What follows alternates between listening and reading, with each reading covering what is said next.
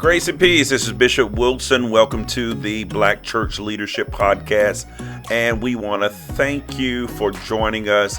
Listen, in this episode, we're going to share a clip from a Zoom teaching that we've done with the Wolf Pack, which is the organization that I'm a part of. And we're going to be discussing and talking about communication and effective communication. I think this is going to be a blessing to you. Thank you. Remember, like, share, and subscribe. God bless. So in our lesson tonight, we want to emphasize the importance and how critical it is when it comes to the role of effective communication. So that's what we're going to be talking about tonight. So,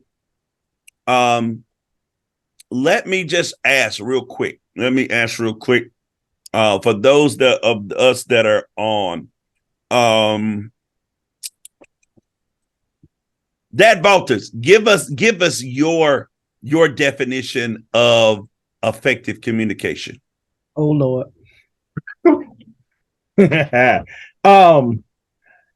Being able to talk or deal with people, for me, without having to lose your mind. In other words, do it the way Christ would do it, but being able to talk to people without losing your mind. That's my effective leadership.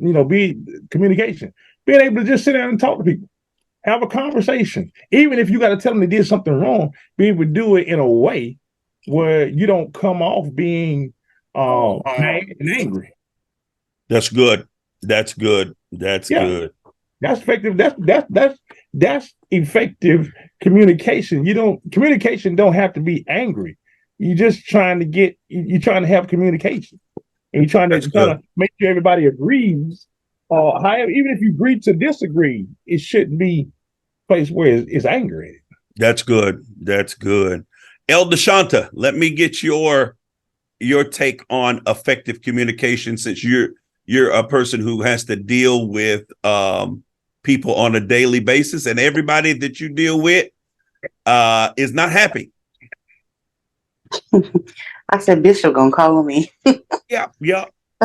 I feel like effective communication is not only talking but active listening, being able to convey your point across, as Apostle Walter said, not angrily, but getting your point across just firm and fair.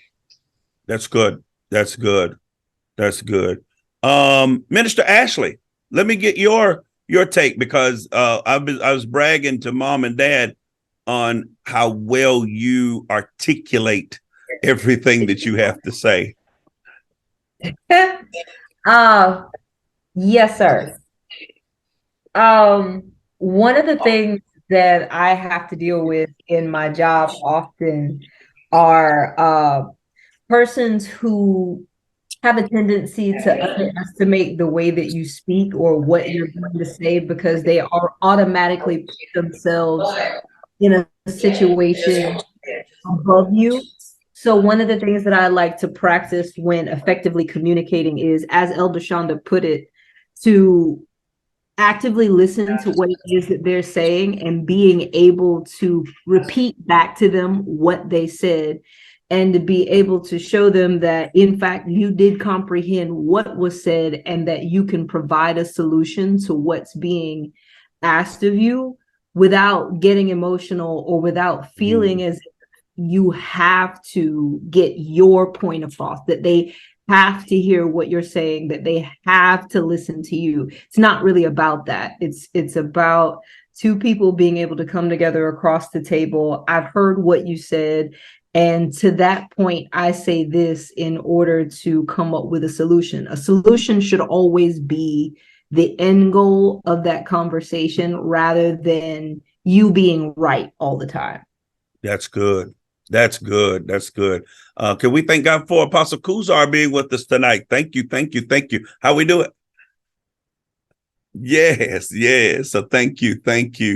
So I wanted to get you guys talking right out the gate, So I want us to really, really tune into this tonight. As I said on last time, this is not a Bible story. This is not a Bible lesson. This is leadership. So we want to talk about how critical the role of effective communication is in building a strong, unified church community. We want to be able to build that. And so as leaders, we've got to understand the importance and understand that it's really the foundation of the success of our ministry.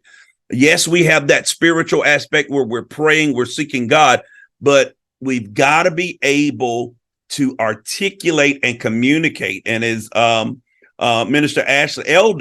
Ashley said, when you're talking to people, it's not about trying to get your point across. It's about trying to communicate.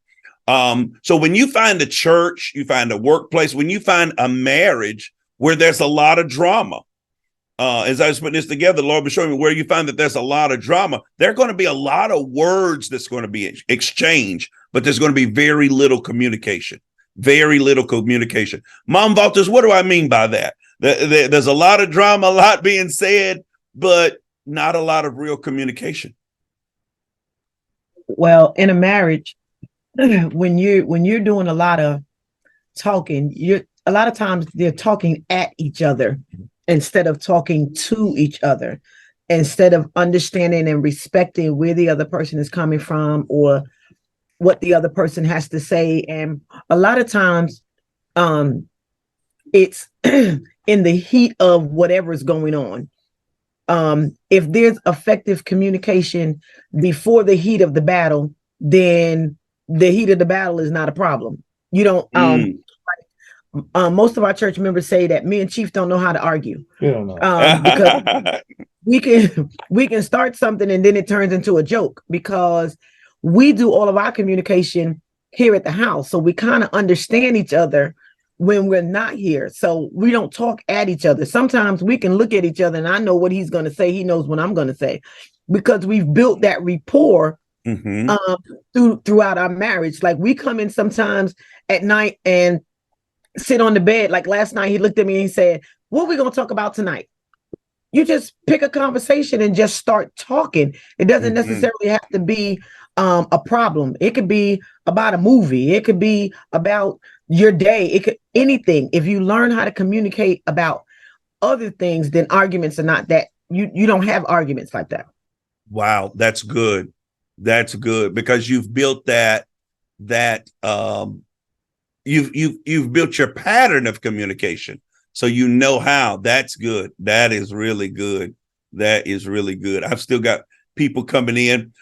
So when you find a place where communication is being broken down, it's only a matter of time before there's really going to be some issues that are going to be taking place, because effective communication in and of itself fosters good relationship. And that's just what Mom was saying. When you're having effective and consistent communication, it's going to foster and allow you to build trust, to promote the unity with everybody that's involved. So if you have a ministry, and I've seen this before, you have a ministry where they have leaders that are in place, they've got people that are ready and willing to work, and the ministry is not growing, it's not necessarily means that God is not blessing that ministry. However, it does mean one of two things. And those of you that are taking notes, you want to write this down. Number one of two things is happening. That the vision is not resonating with the people. The vision is not resonating with the people, or perhaps not enough people are hearing the vision so it can reach that critical tipping point. I know some leaders that only share their vision with the other leaders in the ministry. Everybody in the ministry needs to know why you do what you do. Everyone needs to know. So that everybody needs to be able to articulate to an extent, why are we doing what we're doing? Why are we here, and what values do we hold? So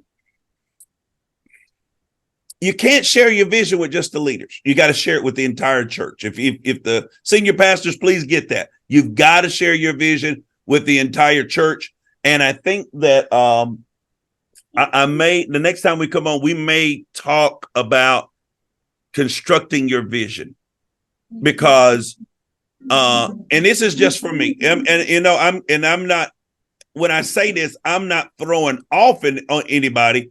I'm talking about from where I am right now. We're getting ready to go into a storefront, so it would be crazy for me in my vision to be talking about, I can't wait to build our $2 million building. Well, that may be where we're going, but we need a vision that is closer to where we are, that can, as we said, the vision is not resonating with the people.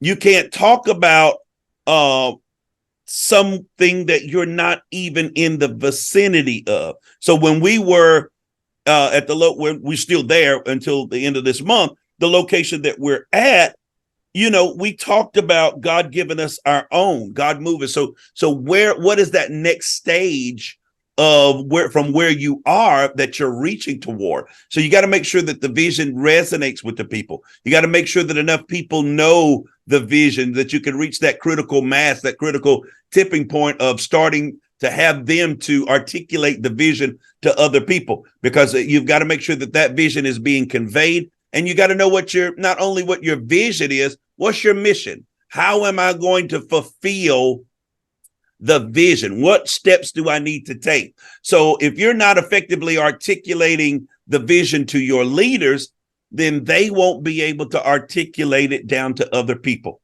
So if you're taking notes, this might be something that you want to take a good note on. It says, if you're a leader, you may have 100% of the information, but you can only transfer 60% to those that are listening. You're only going to be able to transfer 60% to those that are listening. And studies show that people only retain 25 to 50% of what they're hearing. And as time goes by, the next few hours, the retention rate declines. So if the leader, you got 100%, you know your message, you've spent time with God, you've put your message together for the week, you know 100% of what God is sharing for you to do. When you come to that pulpit, no matter how effective your communication is, you're only going to be able to transfer 60%, and they're only going to get 25 to 50, depending on who's listening and what things and factors are going on around them that may distract them from being able to comprehend. And we'll talk about the different things that can hinder. So this idea of emphasizing communication, we also got to talk about the difficulties in effective information and communicating information between leaders and members in the church.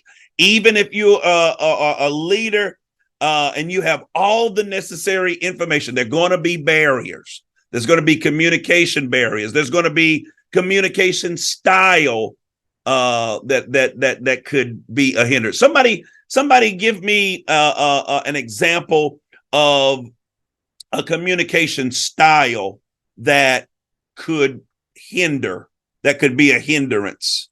What's a communication style that could be a hindrance when you're trying to communicate? Texting and writing notes, because it doesn't come across the same as talking to people and saying, because people can misconstrue what you've written or what you've texted. Wonderful. Someone else? What's another communication style that could be unproductive? Let's say it like that. Your tone. Your tone. Talk to us, Apostle. That's right. Your tone. Talk to us, Apostle. It's not what you say, it's how you say it. Right. How you say it. Exactly. Another one is language barriers, or simply a lack of understanding on the part of the listener. The listener may not, you can't talk to that new saint about sanctification and glorification without breaking that thing down and helping them to understand what you're talking about. So as a leader, we have to be mindful of the challenges that we have to overcome when it comes down to our communication. This may involve us having different communication methods. Some people may do better if you do write a letter to them. Some may do better if you say, hey, come, let's talk about this. So your preaching cannot be the only means that you use to share your vision. It cannot be your only. You've got to use visual aids. You've got to have written material. You've got to have interactive discussion. You've got to seek feedback from the members to ensure that the information that you're conveying, that they are effectively hearing you correctly. Because ultimately, by working on our communication as leaders and church leaders, we're going to create a more connected, a more unified community, and we'll be able to better equip the ones that are working with us to help us to fulfill the mission and the purpose. So I'm going to give you a question, and we're going to go into the breakout rooms. Question is, as a leader,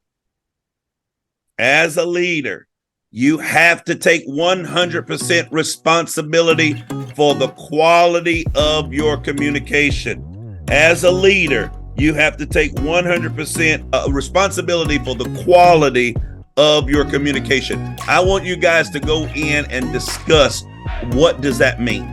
Taking 100% responsibility for the quality of your communication. You have been listening to the Black Church Leadership Podcast with Master Life Coach and NLP practitioner, Apostle Martin Wilson.